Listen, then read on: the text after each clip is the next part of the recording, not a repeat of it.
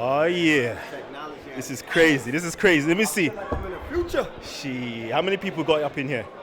Let me check it. Let me check. All right, we got 725 people tuned in right now, watching us. You know what? I'm trying to get to the comment section. Give us your thoughts. Give us your thoughts on the debate so far. I mean, the debate is a wrap. It's over. You know, Polight did what he's supposed to come and do. First round knockout. You know, rest in peace, Harry. I know that's the people's. But Harry didn't show up to debate. Unfortunately, Harry showed up for a conversation, and he got that work. You know, first round knockout. But one of the highlights is what we're seeing right here. The brother come from across the pond.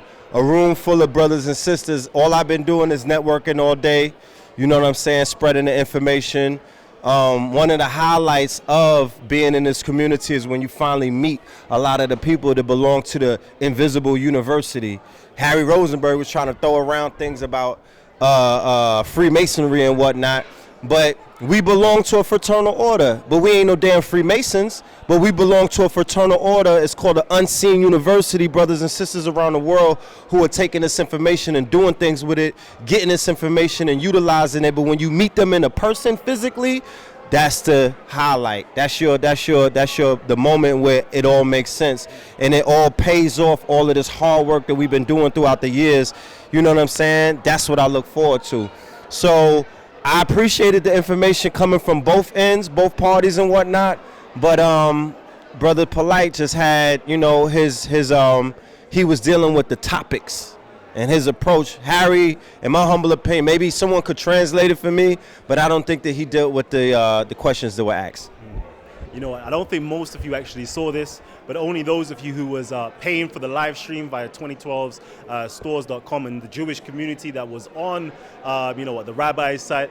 You don't might have saw this. You don't might have saw this when there was a white man in the crowd. Could you give us some information on that? Can you give us a colorful explanation, description of what actually happened that caused the whole crowd to just erupt? Well, the lecture was billed as the Day of Atonement, you know, and we need some damn atonement, okay? We belong to a community that has been traumatized. We don't got to run around and run from that. Yeah, we belong to a community that has been traumatized. So when we show up on the Day of Atonement, goddamn it, somebody needs to atone. Harry didn't feel like atoning. So we had the European in the crowd. He said he wanted to get down and atone for the sins of Europeans and Caucasians against our people in the African diaspora, and he did that. He got on his knees and he atoned for the sins of his people. This is symbolic, right? This is all about symbology at the end of the day. So symbologically, he did that for his people. I know that it shocked by the nature of Polight's presentation today. Usually he merely scratches the surface, but this debate, he went into full force into the Kemetic doctrine and tying it in with metaphysics, physics, biology, chemistry. You know what? Such a plethora of books. I heard the certain information he was dropping to me on the line. I think we spent about 3 to 4 hours speaking on the phone. I didn't go to bed till about 7 o'clock in the morning. I spoke to him from about 2 o'clock, and I didn't go to bed till about 7 o'clock in the morning, and he was breaking stuff down to me. It was like a whole show dedicated to me, myself. And but the level he brought it up today, the level of scholarship that he brought it up today was absolutely amazing for me, personally. What are your thoughts on that? Well, there's an interesting saying about champions and those of us who are victorious, that we smile in the face of adversity. So as a community and individually, it is our task as scholars to rise to a higher level at the end of the day. We cannot be comfortable being stagnant in, you know, the way that we handle ourselves in either debates, lectures, seminars, or what have you. So what Polight has shown, because you said based on previous debates or based on his previous work, so what you're seeing is a level of growth. He promised that he was going to attack the information from a different level or in a different angle. That's what he proved today. You feel what I'm saying? So when we go from sparring, right? Because that's what you have been seeing with the debates amongst the community, still sharpening still. When we go from sparring and now we're actually in a ring with viable opponents, that's when the big guns come out. You feel what I'm saying? So whoever was viewing this, and I'm sure that there are potential debaters that have been watching this from all communities from around the world. If not tonight live, then they will be now watching this when it gets recorded in post-production. They'll know about this. They'll hear about this. So the brothers representing for the people as a collective, because what they see us as, image-wise, because of what has been portrayed over the centuries, over the decades, over the years, we fucking savages. Some goddamn emotionally charged, Negroes. You know what I'm saying? So we're not even, they don't even put us in a category of bringing scientific information and tying it in the way that the brother demonstrated tonight.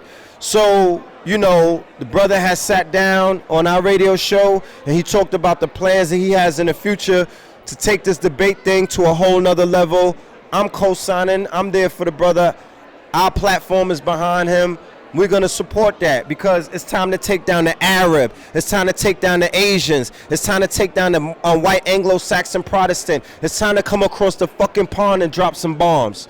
You feel what I'm saying? Because the key that they got on our people's mental, on their minds, even our own in the hip-hop industry. That's why Smack, his presence was needed, because we come in full fucking force, all right, to those rappers that have keys to the mental slavery of our people. But outside of that, who hired them? Who the fuck do they work for? Who's giving them their marching orders? So now they say cut the head off of the snake and the whole snake will die. We're looking for the head of the snakes now.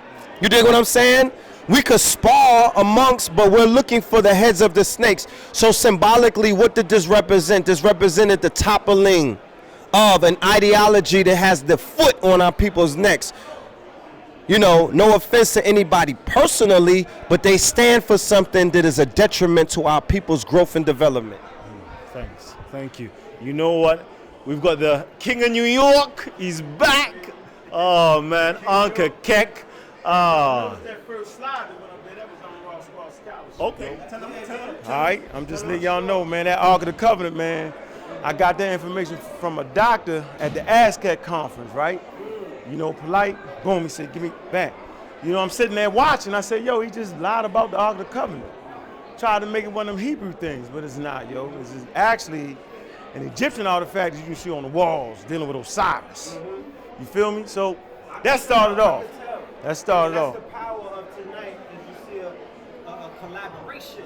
We are remarkable, and we're getting to see what is, remarkable.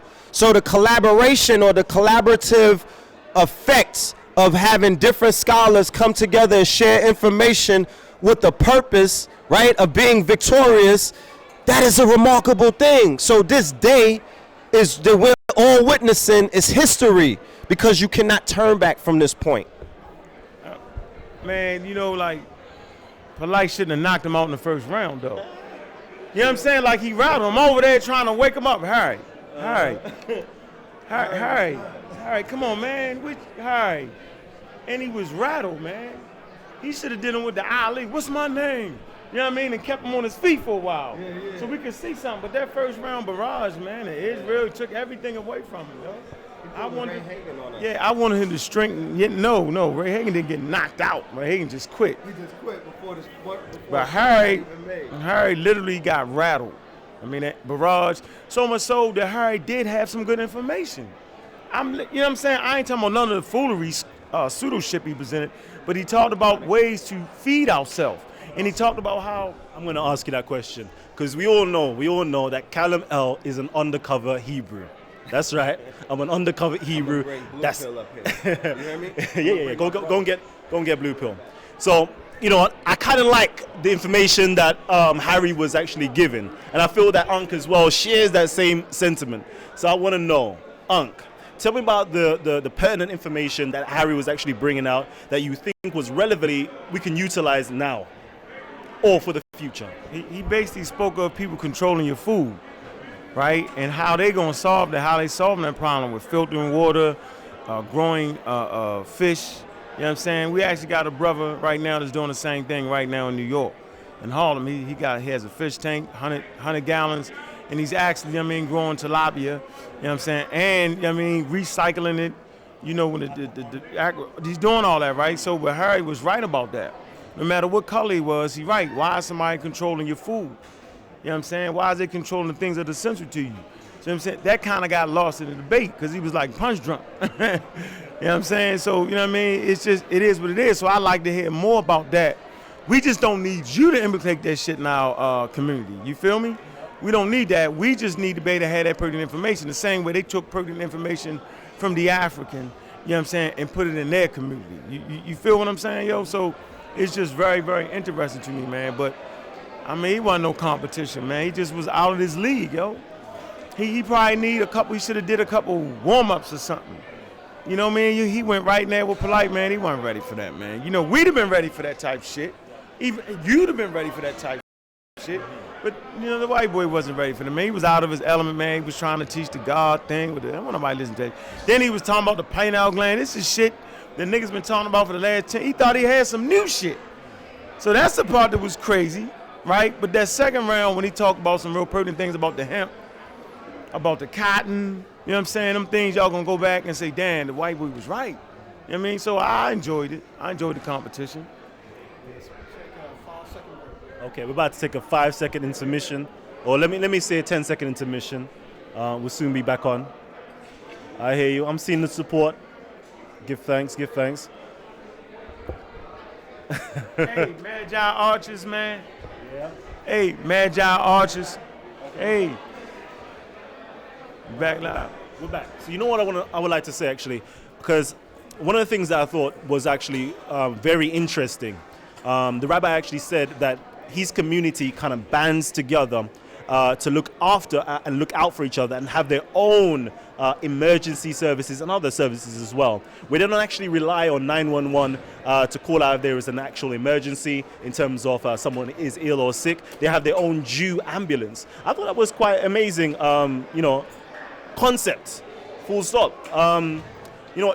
Does our community need to band together like that and look out for each other and create our own systems, our own police systems, our own emergency response systems, etc.?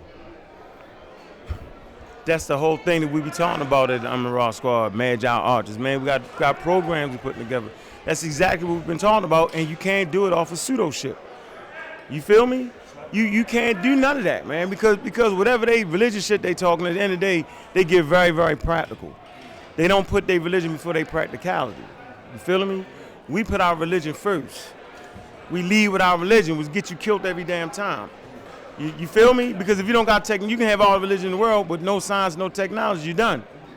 That's why the ancient Nile Valley Africans, they never separated that shit, never even had a word for religion, never needed that. They just had a way of living, and that way of living was all about food, clothing, and shelter, and protection of yourself, and honoring and respecting your fellow man, and having the ability to bond with your fellow man, regardless of your doctrinal differences.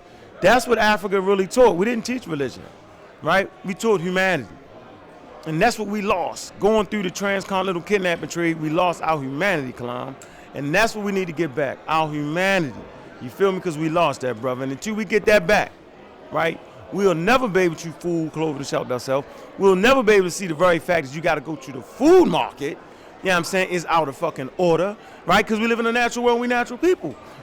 What's stopping us from creating our own filtration system for our water that's given to us freely? See, that's something you be ready to fight for if a person was to stop you from doing that, correct? That's what you fight over. You don't fight over the dumb shit, because once you get your food, clothing, and shelter intact, then you're ready to do other shit. So we like trying to, I want this and wait a minute. You fight for them giving you money that they fucking owe you. Harry talked about that a little bit, right? You go get your bread, right? You get your bread. Then on top of getting your bread, you know what I mean, you get your food, clothing, and shelter together with that goddamn bread. Don't run out buy cars. Don't do that shit. Get your education together. Be in control control of your own resources. Well, that's the thing. Because something you built. See, we don't want. You know why we ain't control our shit? Because someone else built it. We don't even feel the need to control that. You feel me? You can go right now to Watts, and I think it's every Saturday, they got the farmers market where black farmers come. People don't even know that. See, we need to go out there and talk to them, right? And I want to give a shout out to the Magi, man, our event. It's, when is it? May 7th. No. When is Mother's Day? It's different for us. We had our Mother's Day already. But this is the event. We're talking about the event with in Oakland. Squad, yeah. The Magi at Saracen City. Yeah, Correct? that's correct. Come on, tell us a bit more about that. Hey. Out in Oakland, California, right? Yep, out in Oakland, man. Favor Black Planet, man. Hey, revolutionary. We're gonna fight to protect our culture by any means necessary, and it's gonna have to start with the information. It's gonna have to start with just information and correct, proper information. You know what I found that was really actually interesting is to see that the international community, even Harry Rozenberg himself, spent some time actually commenting on the Amun-Ra squad, saying that, you know what, the Amun-Ra squad is known for fact-checking. They're known for scholarship. If anything I've said today was incorrect, I know that the Amun-Ra squad is going to bring it up in weeks to come. So it's interesting to see that, you know what, you're highly revered. The Amun-Ra squad is highly revered for their scholarship. And upon that, I would like to know, can we shake things up a bit more? Can we shake things up a bit more? When is the Amun-Ra squad going to get into some type of discussion, disagreement with the brother Polight?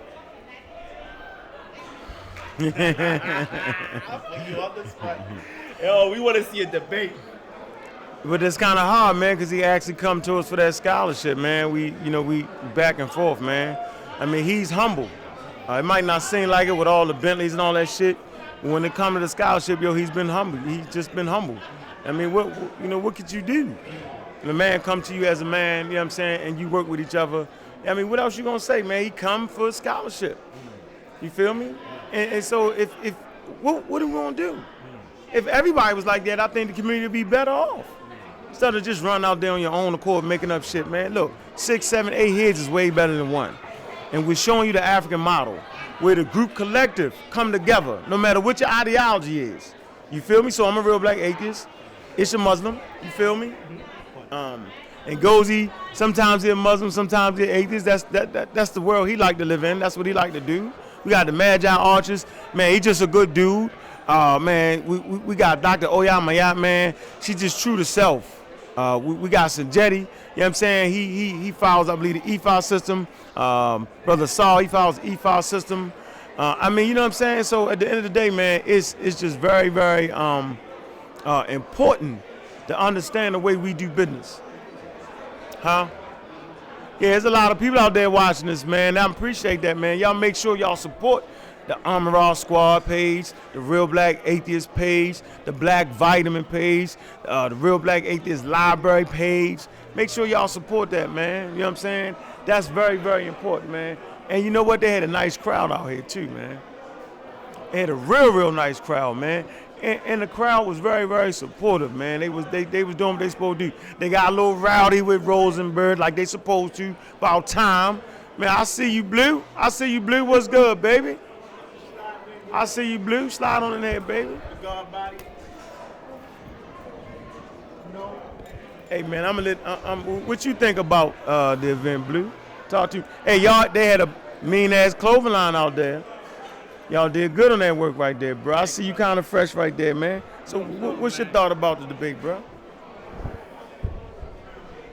I think that, Harry might have showed up with a flawed agenda. I understood, where he was coming from. I just don't think that it translated well with this particular crowd.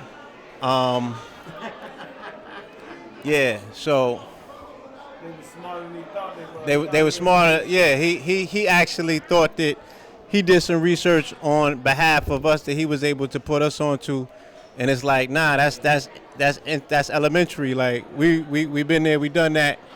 You know what I mean? So I think again we see a situation where an individual isn't that readily studied. You know what I'm saying? Dealing with his audience. you know, his target audience and things of that nature. So I think that was a fatal flaw on his behalf. But you know, I like the energy of the event based on the people, you know what I'm saying? Being able to see our people, see their face. Just, you know, the energy in the room and things of that nature. So yeah, that's the plus that I got out of it. You know, it was very good business wise. You know, we can't complain. Any opportunity. Good business, man.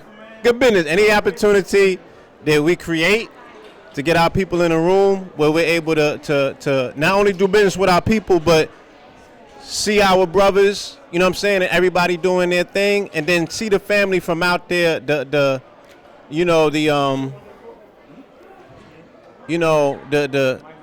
population, the populace, the invisible audience that's out there that's seeing us on YouTube or listen to us on Blog Talk and things of that nature, you know what I'm saying? Get an opportunity to see my brother right here come from across the pond. You know, events like this that bring the family together, we need more of these. I'm thankful for situations such as this. You feel me? So what do you think about the event? What did you think about what Harry brought? You know, I understood his angle. I just feel that it was terribly flawed for the audience that he chose to bring it to. So what do you think? Yeah. Definitely. I don't think the audience, I don't know if the camera's on me right now, but I don't actually think that this particular audience, I don't think this particular audience is quite ready for the message that Harry has to bring. I think there has to be a lot more healing and unity and work amongst the community for it to be elevated to that level in terms of unification. You know, in the UK, I think we have things a little bit different where we do unite to some extent. We do work together because we're brought up in an environment where it's very multicultural. You know what I'm saying? Everybody's together. It's not like a separated project where it's black, white. Yeah, cool. We have to cut out very soon, but let me just finish this. Yeah, it's not really segregated where it's black, white, Asian communities. We're actually brought up in a community where, you know what, everybody goes to school together, everybody grows up together, and that message can resonate over. That's in the UK. That's in the UK. Hold on. There you go with that bullshit right there. Ain't nobody unifying with no motherfucking white people, because as soon as we fucking unify, they want to fucking control it. So I tell you what, we're going to unify, right? But we run all the motherfucking food, clothing, and shelter things. How about that deal? See, they ain't going to play that goddamn deal. See what I'm saying, Kalam? So I don't know about that UK shit. I'm trying to say right now what we saying is we want to control our own motherfucking shit. And as far as fucking unifying, that shit always working wrong.